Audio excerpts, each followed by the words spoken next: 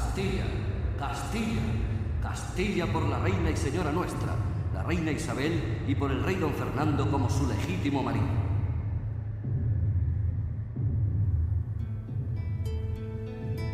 Casi 30 años han pasado desde entonces, pero es tan vivo el recuerdo que parece hubiera sucedido el día anterior.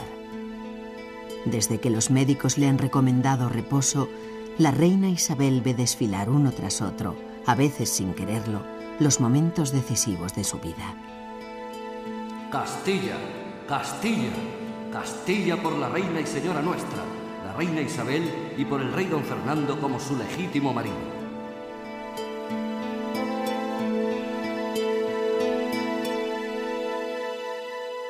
Obra del pintor Rosales, este cuadro, Doña Isabel la Católica, dictando su testamento, se ha convertido en uno de los máximos exponentes de la pintura histórica del siglo XIX. La soberana dicta su testamento al notario Gaspar de Gricio, en presencia de su esposo, el rey católico, del cardenal Cisneros y de otros personajes de la corte. La escena, inmortalizada por el artista, sucedió en el otoño de 1504. Era el final de un importante y decisivo reinado y el comienzo de una nueva etapa en la vida de los reinos hispánicos que después de Isabel y Fernando caminarían juntos bajo el reinado de su nieto. Carlos convertiría en realidad los proyectos de futuro ideados y soñados por sus abuelos, especialmente por su abuela, la reina Isabel la Católica.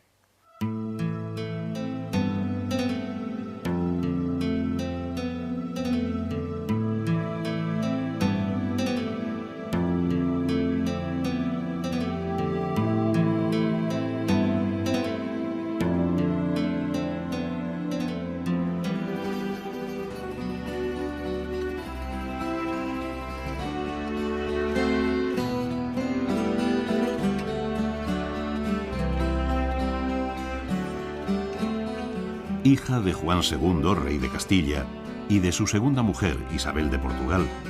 Isabel nació el jueves 22 de abril de 1451, en Madrigal de las Altas Torres. Aquel año se había celebrado la Pascua de Resurrección el 25 de abril, lo que permite afirmar que Isabel llegó al mundo un día de Jueves Santo. Coincidencia que para algunos influirá en la profunda religiosidad de doña Isabel, que desde muy pequeña mostró una sorprendente profundidad en sus convicciones cristianas, posiblemente favorecida por el ambiente austero y piadoso en el que discurrieron sus primeros años. Nadie podía imaginar el papel que aquella niña habría de desempeñar en la vida de Castilla y en la consolidación y difusión de la religión católica.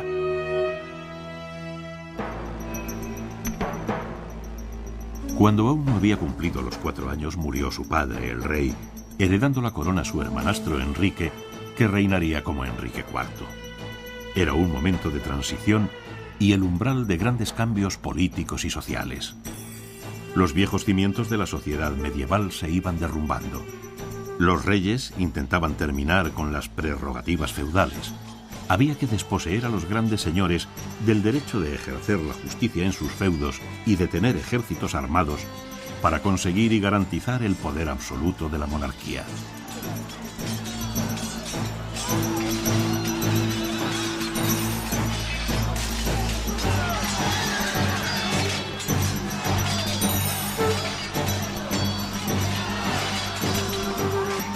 Enrique IV trató de controlar la oligarquía nobiliaria, buscando el apoyo de las ciudades, de los conversos y de la nobleza media urbana.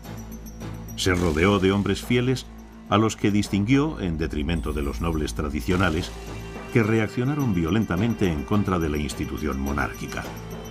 Uno de estos nobles, don Juan Pacheco, marqués de Villena, al comprobar cómo Enrique IV nombraba a uno de sus más fieles servidores, Beltrán de la Cueva, maestre de Santiago, cargo al que él aspiraba, tramó la venganza. Amigo de la infancia de Enrique IV, Villena será sin duda el personaje más intrigante de la época, el hombre que consiguió doblegar la voluntad del monarca a su antojo. Para ello comenzó difundiendo la noticia de que la princesa doña Juana no era hija del rey Enrique IV, sino de Beltrán de la Cueva. Después convencerá al rey para que realice un cambio en la línea sucesoria. Y así, Enrique IV designará a su hermanastro, el infante don Alfonso, hermano de Isabel, heredero del trono y maestre de Santiago, con la condición de que éste se casara con la princesa doña Juana.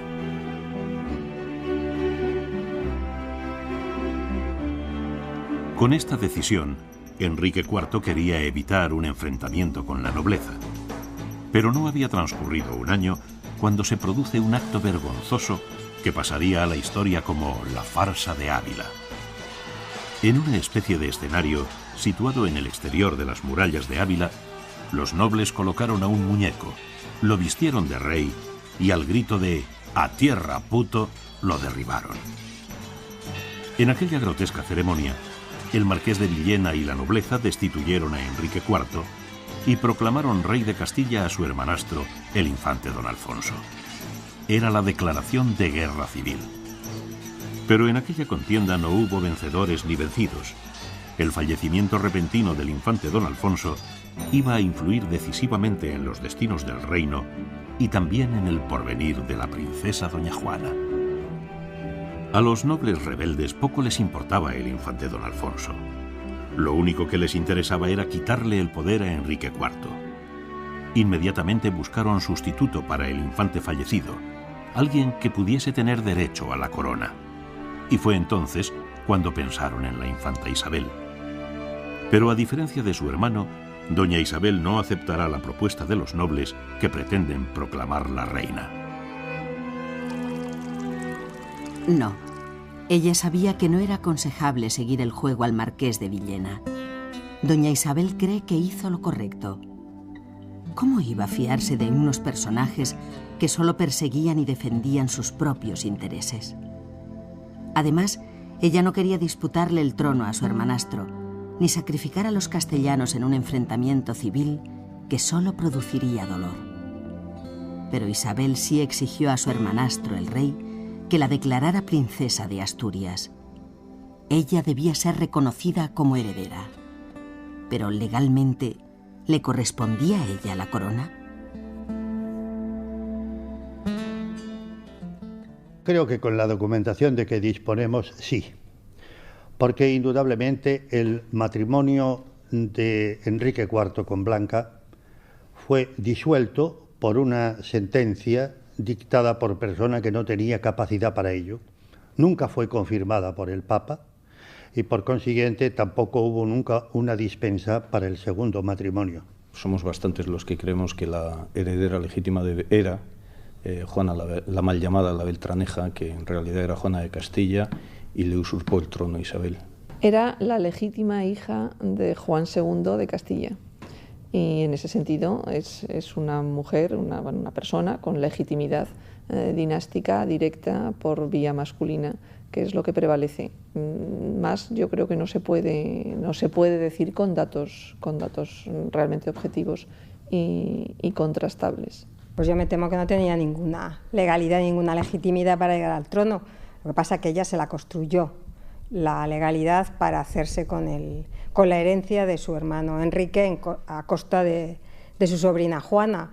Lo que se arguye es toda la serie de desmanes, de injusticias, de desafueros que habían sucedido en el reinado de Enrique IV, que hay que valorar si eran ciertos o si son totalmente construidos para legitimar que Isabel se haga con el poder que no le correspondía.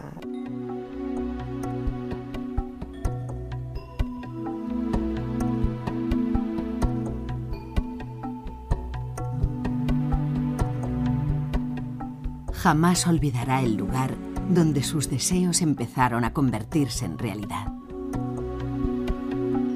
Corría el mes de septiembre de 1468, cuando en Guisando doña Isabel era reconocida como princesa de Asturias, legítima heredera. Enrique IV, por mantener la paz y el sosiego del reino, accedía a nombrarla su sucesora. Isabel se comprometía a no casarse sin el consentimiento del rey. Isabel siempre presentará como pruebas de su legitimidad lo acordado en Guisando, aunque lo allí pactado fuera incumplido por las dos partes. Nunca Isabel fue jurada como princesa heredera por las Cortes. Tampoco ella respetó lo referente a su matrimonio, pues se casó en secreto con su primo Fernando de Aragón. En Guisando no hay un pacto. El pacto se hace y es un convenio privado en Casarrubios del Monte y en Cadalso un día antes. En Guisando lo que hay es un acto de reconocimiento. Reconocimiento de la legitimidad de Enrique IV y reconocimiento de la sucesión por parte de Isabel. Naturalmente ella en esto se ampara siempre porque es la base jurídica sobre la cual se apoya. Pero en el convenio previo que firmaron, Isabel lo que introduce o logran sus consejeros que se introduzcan es esa noticia de que Enrique ni está ni pudo estar casado legítimamente con doña Juana, que este es el tema fundamental. Independientemente de su legitimidad para acceder al trono, Isabel procuró buscar apoyos, siempre necesarios en caso de confrontaciones. Eligió como marido al mejor de los candidatos. Fernando de Aragón le aseguraba la decidida ayuda de este reino, y convirtiéndole en su marido, doña Isabel eliminaba un posible rival, pues Fernando, que era el pariente más cercano a Enrique IV, podía esgrimir su parentesco con el rey para exigir la herencia al trono de Castilla. Tal vez por ello, Isabel deseaba celebrar cuanto antes el matrimonio y no se percató de que la bula utilizada en la celebración de los esponsales era falsa. La auténtica está fechada en 1471, es decir, 2 años más tarde. En ella, el Papa Sixto IV perdona a Isabel y Fernando el haber vivido en pecado y les libera de la pena de excomunión en la que habían incurrido.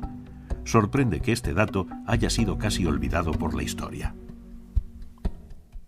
Pues porque es muy fuerte que el matrimonio de los Reyes Católicos sea un matrimonio no legal y no jurídicamente reconocido o no canónicamente reconocido por la Iglesia, puesto que eran parientes en un grado que no se permitía ese matrimonio.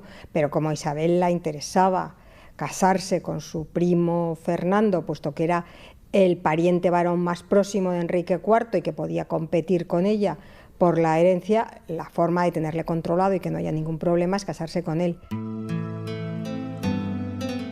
A Fernando también le interesaba el casamiento. Viajó de incógnito desde Aragón a Valladolid, donde le esperaba Isabel. Corría el mes de octubre de 1469, cuando Isabel y Fernando se casaron en esta ciudad castellana. Los esponsales se celebraron casi en secreto en la casa de Juan Vivero. La ceremonia fue presidida por el arzobispo de Toledo, don Alonso Carrillo. El interés que cada uno de los contrayentes mostraba por unir sus vidas, sus fuerzas y sus destinos quedó totalmente justificado. El tiempo se encargó de demostrar la eficacia y el acierto de esta unión.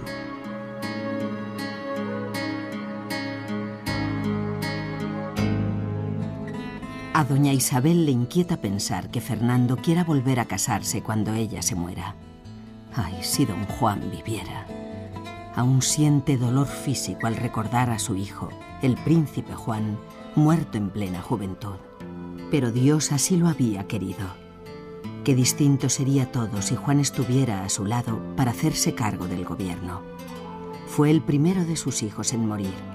Después sería su primogénita, Isabel, la que fallecería al dar a luz a un niño, que muy pronto los abandonó para reunirse con su madre en el más allá. A la reina católica le preocupa el futuro de sus reinos. No hace más que darle vueltas a aquel extremo del texto leído en las Cortes de Aragón, cuando su hija Juana y el esposo de esta, Felipe, fueron reconocidos como herederos. En la declaración se decía que a la muerte del rey Fernando, ellos heredarían la corona aragonesa, pero a diferencia de Castilla, añadían que si Fernando engendrara un legítimo hijo varón, este sería el heredero. No. Eso no sucederá jamás. La unidad peninsular es necesaria. Ella y Fernando han trabajado tanto por conseguirla. La reina recuerda su primer triunfo como soberana al vencer a los partidarios de su sobrina, doña Juana. Doña Isabel quiso que la ciudad de Toledo fuera el escenario para levantar San Juan de los Reyes, que quedaría en la historia como el testimonio de aquella victoria frente a Portugal.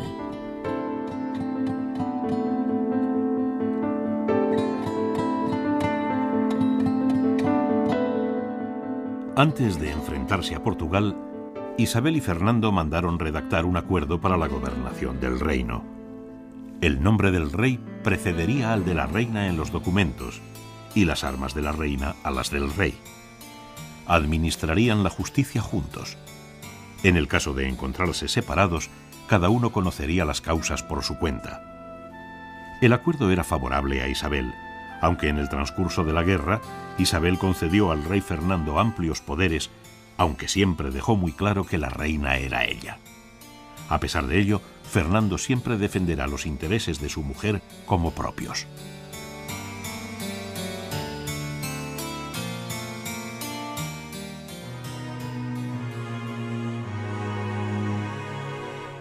Doña Isabel recuerda el temor que sintió cuando Fernando le entregó su testamento al marchar a la guerra con Portugal, y cómo aquel temor se transformó en rabia para terminar convirtiéndose en complicidad.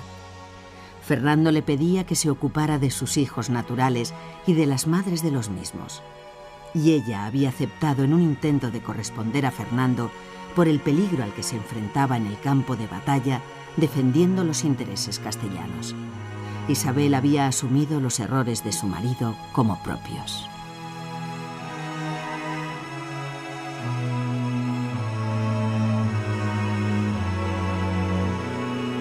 Isabel y Fernando eran dos personas inteligentes con intereses y proyectos en común que se apoyaron de forma incondicional.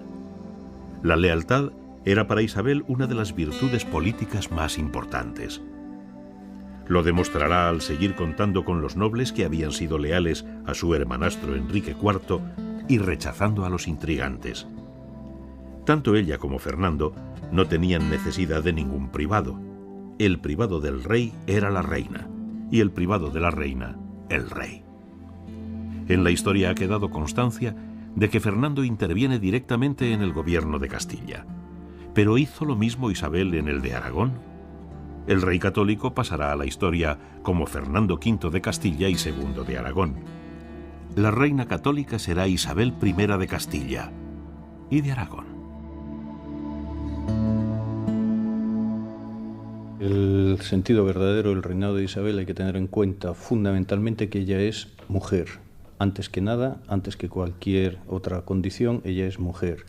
Las mujeres pueden reinar en Castilla, no así en Aragón. Y esto evidentemente marca mucho el reinado y los comportamientos regnícolas de Fernando y de Isabel.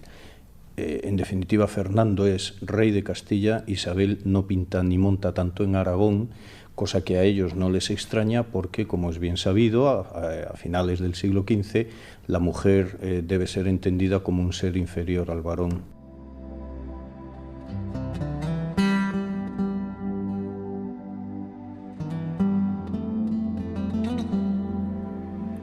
Lo cierto es que Isabel y Fernando formaron una pareja real muy unida, aunque un tanto atípica entre las de aquel tiempo, porque los dos eran reyes titulares, y si bien ambos defendían los mismos intereses y tenían un proyecto en común, los problemas de sus respectivos reinos no incidían en los monarcas con la misma intensidad.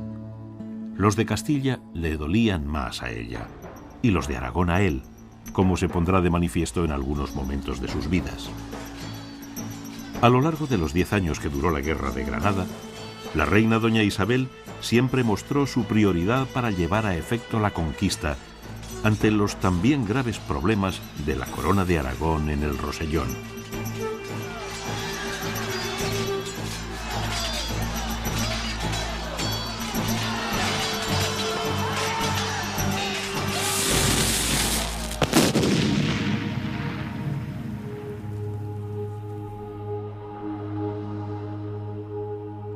Granada. Cuánto tiempo y cuántos esfuerzos para unirla a la corona castellana. Solo entonces, aquella mañana del día 2 de enero de 1492, al entrar al lado del rey Fernando en la deseada ciudad, doña Isabel supo que sus proyectos podrían convertirse algún día en realidad. Aquel, sin duda, iba a ser un año decisivo en su reinado.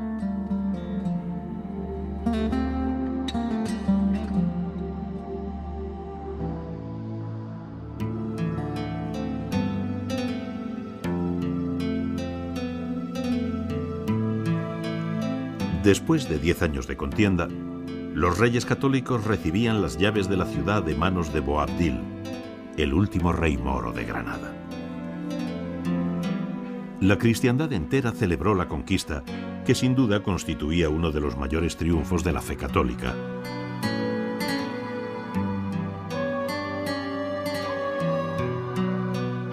Sin embargo, los reyes admitieron en las capitulaciones una cláusula en la que se reconocía a los habitantes de lo que fuera el reino nazarí el derecho a practicar libremente su religión, la islámica.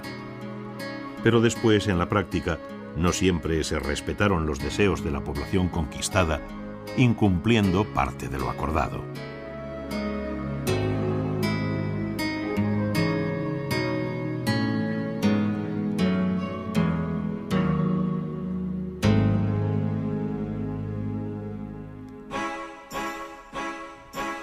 El problema que se les presentaba a los reyes de cara a la unidad de sus reinos adquiría connotaciones religiosas.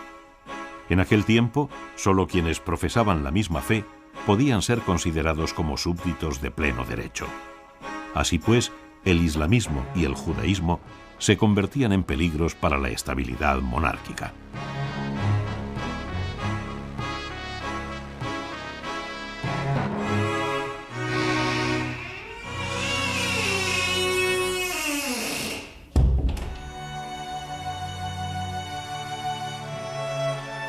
Los judíos ya habían sido expulsados de otros países europeos, pero en España era distinto. Los reyes contaban entre sus mejores asesores y colaboradores con miembros de esta comunidad. Pese a ello, a los 3 meses de la conquista de Granada, los reyes católicos expulsan a los judíos de España.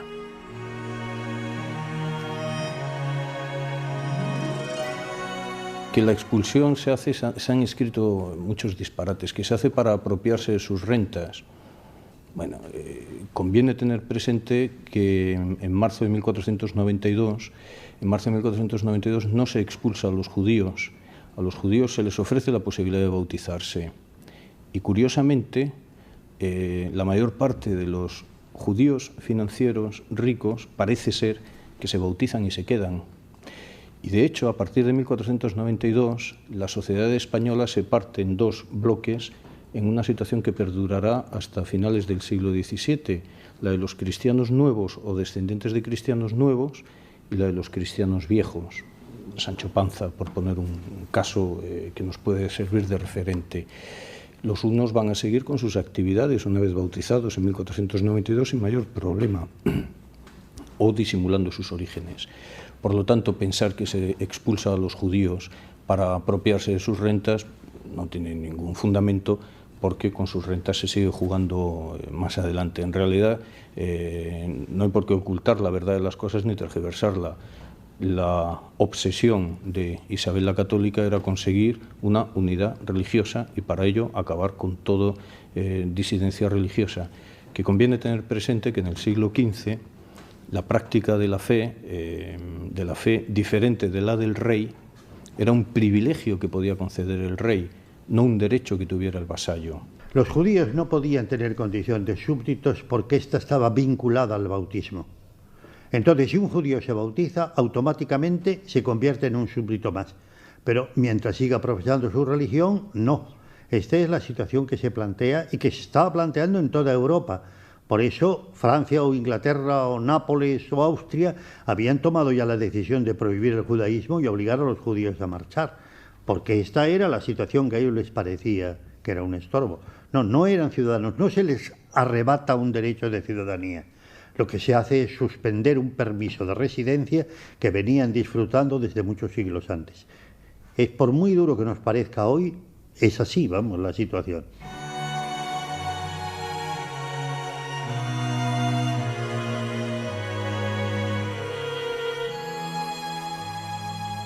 Mucho se ha criticado la decisión de los reyes católicos de expulsar a los judíos de una tierra que consideraban suya. En España, Sefarad, estaban enterrados sus antepasados. Aquí soñaban su futuro.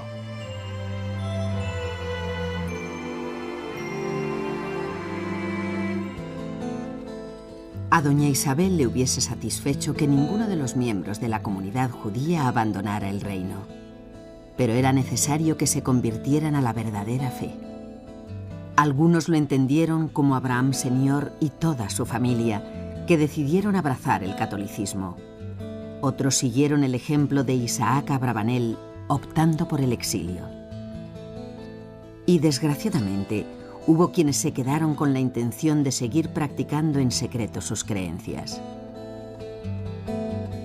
Aquellos que se convertirían en el objetivo prioritario de los inquisidores, que implacables les hacían pagar su pecado por abrazar una fe y seguir practicando otra. Eran tiempos difíciles.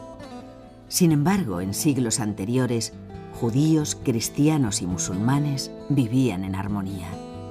Pero, ¿realmente sucedió así?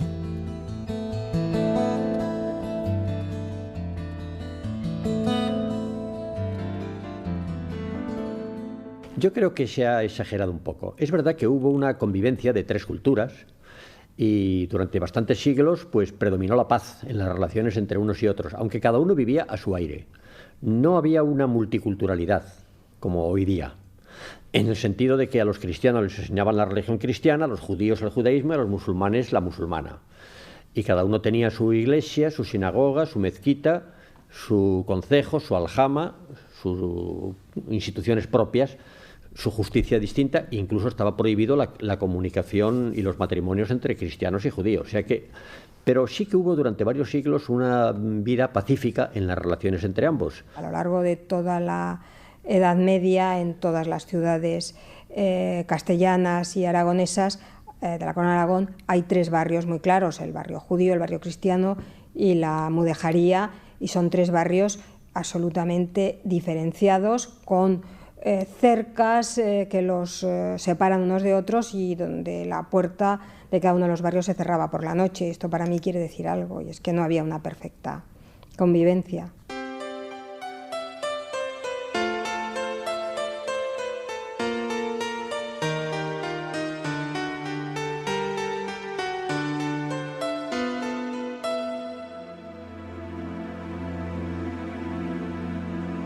Doña Isabel siempre había defendido, y seguiría haciéndolo hasta el último aliento de su vida, la religión católica.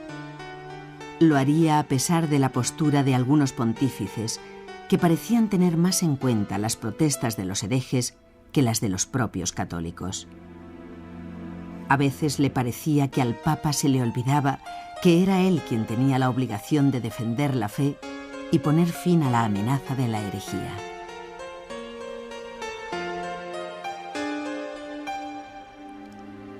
Será un pontífice, el español Rodrigo Borja, Alejandro VI, quien conceda a Isabel y a Fernando el calificativo de reyes católicos. Era una forma de reconocerles públicamente su colaboración en la liberación de los estados pontificios de la ocupación francesa, su esfuerzo al conquistar el reino musulmán de Granada, su fortaleza al expulsar a los judíos de sus reinos y su ejemplo de la evangelización en América.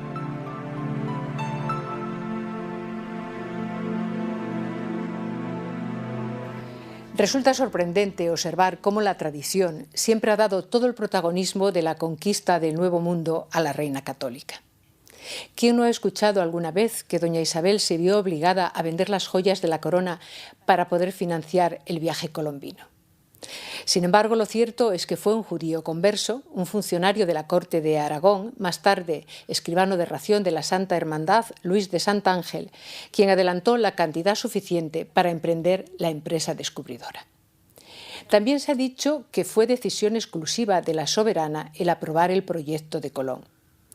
Es posible que doña Isabel, haciendo caso de las sugerencias de las personas que avalaban aquel extranjero, haya tenido a bien reunirse con Cristóbal Colón en varias ocasiones. Pero resulta muy difícil de creer que doña Isabel haya tomado la decisión en solitario.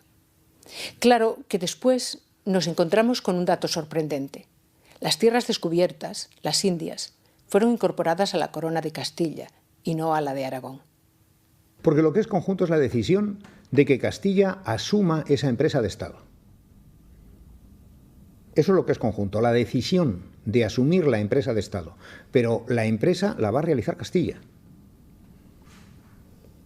Es simplemente manifestar el rey que está de acuerdo con que la corona de Castilla se embarque en esa aventura. Pero eso no significa que se embarque también la corona de Aragón.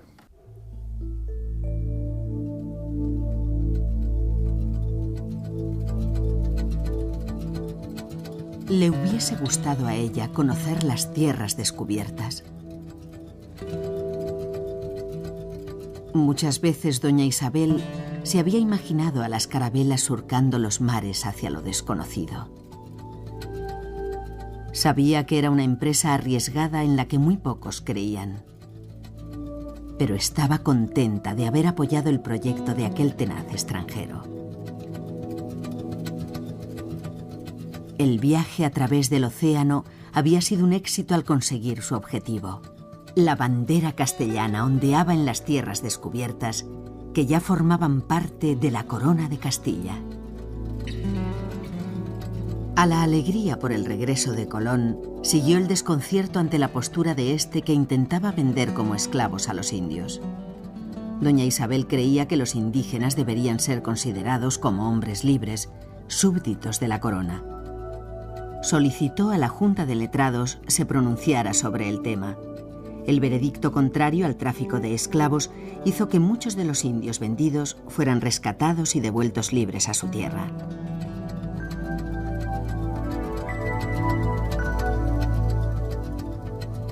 La reina católica no puede evitar el sentirse satisfecha de aquella decisión. Reconoce que su esposo, el rey, la había apoyado. Pero, ¿qué hará Fernando cuando ella desaparezca?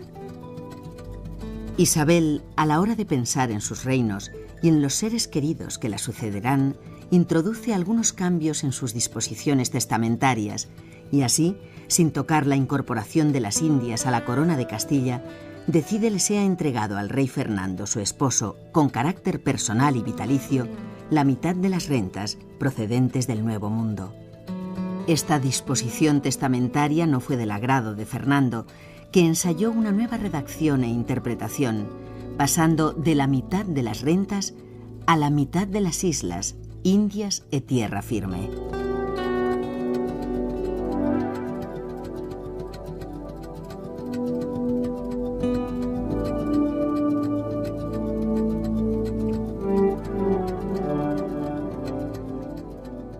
Pues Fernando cambia las disposiciones de Isabel. En realidad, sin cambiarlas.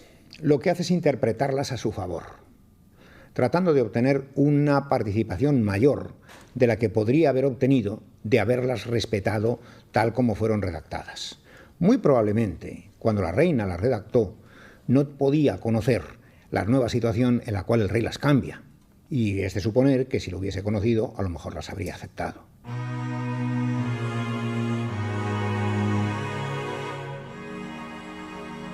Es posible que sí. Seguro que doña Isabel aprobaría las modificaciones hechas por su esposo. Siempre fueron un matrimonio ejemplar en cuanto a la unanimidad en todas sus decisiones.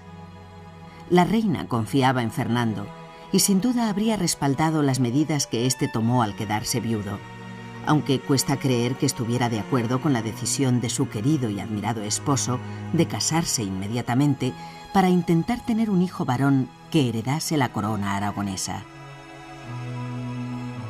¿Dónde quedaban sus proyectos de unidad de los reinos?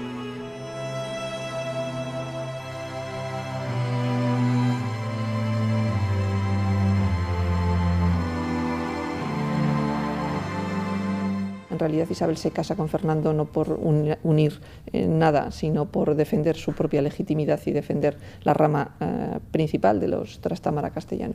De manera que es muy difícil ponerse en esa posición. Sin embargo, es muy probable que Fernando actuara de esta manera, llevado sobre todo por el afán de defender lo que es su herencia, lo que es también su legitimidad dinástica, que es Aragón, visto que Castilla no ha podido realmente hacerse con Castilla, porque Castilla tenía su reina y su propia heredera, que es Juana.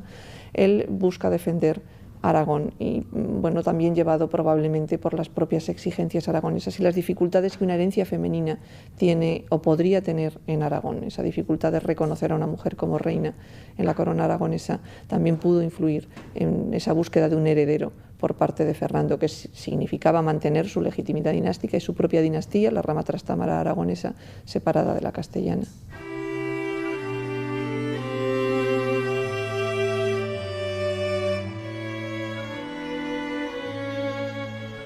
Doña Isabel teme que su hija, doña Juana, no pueda o no quiera hacerse cargo del gobierno, pero es a ella quien debe nombrar su heredera. Había cambiado tanto doña Juana. La última vez que estuvieron juntas era como si fueran dos extrañas. El ambiente excesivamente permisivo de la corte flamenca sin duda había afectado a su hija. Tampoco le agradaba a doña Isabel la influencia que su yerno Felipe podía ejercer sobre doña Juana. Castilla y Aragón necesitaban monarcas firmes y entregados que solo se preocupasen de los intereses de sus reinos como Fernando y ella habían hecho. La época de los reyes católicos y de Isabel como reina de Castilla supuso cambios trascendentales en muchos campos. Hombre, no es exactamente que desaparecieran los vínculos feudales, pero sí es cierto que la nobleza, que seguía teniendo un poder económico y social muy grande, muy prestigioso, perdió influencia política, en el sentido de que van a ser los reyes los que monopolicen prácticamente el poder político. Y se van a rodear, ante todo, de expertos en derecho, de letrados, que entonces les llamaban hombres de los expedientes, que son personas que conocen muy bien las cuestiones jurídicas y que además fueron siempre fieles y leales a los reyes católicos. Esto es uno de los pasos decisivos. Por supuesto, van a generalizar el régimen de corregidores, que ya venía de antes, pero de forma muy puntual y concreta, y ahora se expande para todas las ciudades y villas. Y los corregidores eran un poco como los ojos y los oídos del rey y de la reina. Ellos lo que hacen es una objetivación de la monarquía. Y eso ya es en sí un proceso de maduración. De tal manera que las instituciones legislativas, judiciales y ejecutivas funcionan por su cuenta. La intervención directa de los reyes se torna muy escasa. Las instituciones funcionan de acuerdo con sus estructuras. Por eso entramos dentro de lo que podríamos llamar el primer vehículo de la modernidad, es decir, hay un poder legislativo, hay un poder ejecutivo y hay un poder judicial, cada uno de los cuales funciona por su cuenta, todos en nombre del rey. Pero fíjese que en la actualidad también seguimos con esto, una ley es ley cuando la firma el rey, antes no, que es un mero trámite, de acuerdo, pero es un trámite que garantiza que se han cumplido todos los trámites necesarios para que eso pueda ser una ley, y ya es lo que se hace entonces.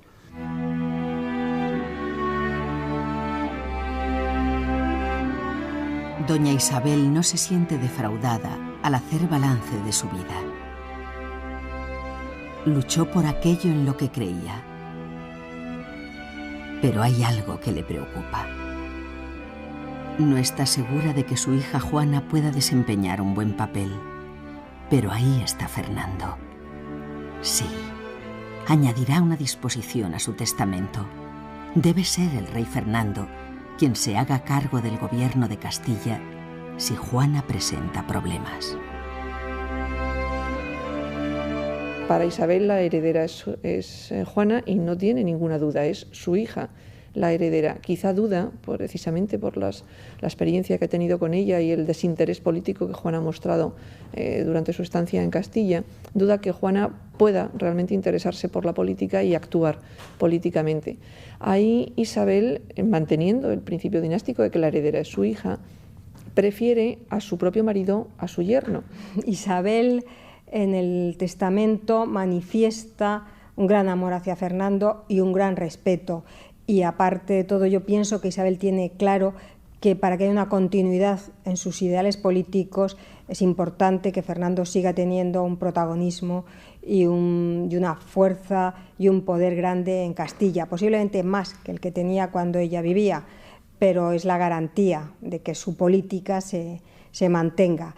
Lo que sucede es que Fernando es un habilísimo político y Fernando tiene otros intereses que los castellanos y por tanto Fernando no respeta siempre de una forma totalmente escrupulosa lo que Isabel había decidido, sino que Fernando mira sobre todo por los intereses propios y de la corona de Aragón.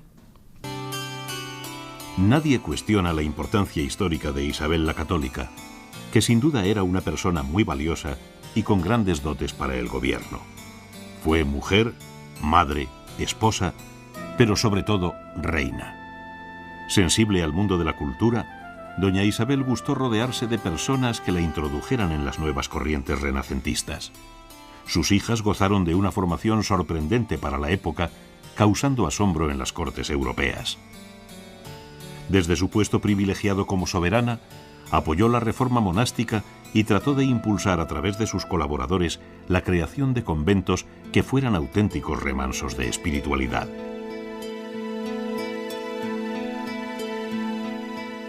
No fue ajena doña Isabel a una nueva tendencia que aparecía en Castilla.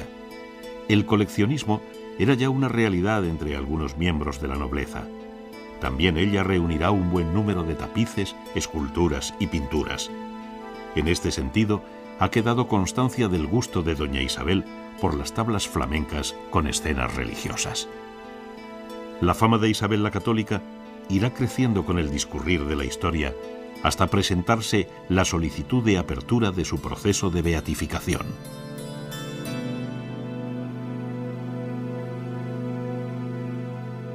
Pues yo pienso que es una faena para Isabel el que se la proponga como santa. Isabel tiene un valor grandísimo como reina, como una mujer que quiso el poder y que lo ejerció con una dedicación y una inteligencia grandísima. Beatificación y luego canonización, porque se supone que se pretende que se la haga santa. Este es un tema en el que yo no puedo entrar porque, claro, no depende de mí, depende de la Iglesia. No me parece oportuno.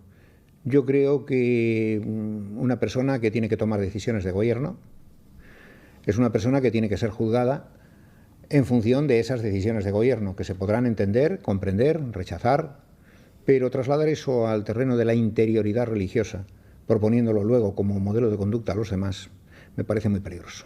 La beatificación es una cuestión relacionada con la creencia religiosa y con la Iglesia, por lo tanto creo que son dos campos distintos en los que, bueno, yo respeto lo que la Iglesia diga o haga, pero donde me parece que en mi opinión pues no debe entrar. Con respecto a la beatificación, yo como historiador no tengo nada que decir. A los santos los hacen los teólogos y no se hace por referéndum nacional ni cosas por el estilo.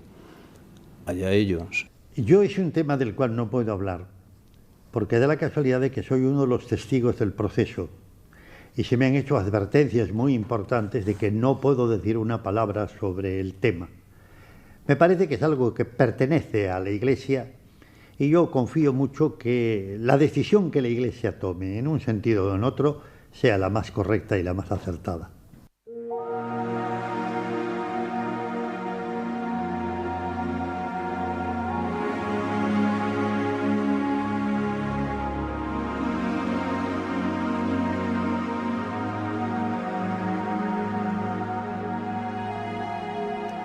La reina doña Isabel murió el 26 de noviembre de 1504 en Medina del Campo.